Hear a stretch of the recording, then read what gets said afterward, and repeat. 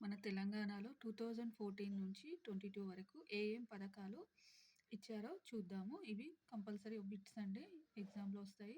2014లో కళ్యాణ లక్ష్మి, ఆసరా పింఛన్లు. ఏంటి అంటే 2014లో కళ్యాణ లక్ష్మి, ఆసరా పింఛన్లు.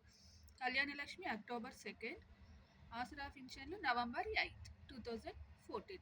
నెక్స్ట్ 2015లో హరితహారం, ఆరోగ్యలక్ష్మి, పల్లె మరియు పట్టణ ప్రగతి, మిషన్ కాకతీయ. ఏంటి అంటే 4 వచ్చాయి. హరితహారం, ఆరోగ్యలక్ష్మి, పల్లె మరియు Pattana Pragathi, mission Kakatiya.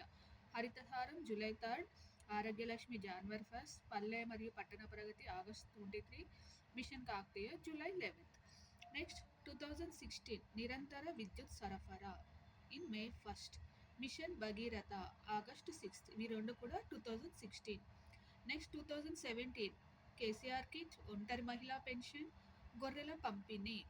KCR kit June 3, ఒంటరి మహిళా పెన్షన్ జూన్ 4, గొర్రెల పంపిణీ జూన్ 20.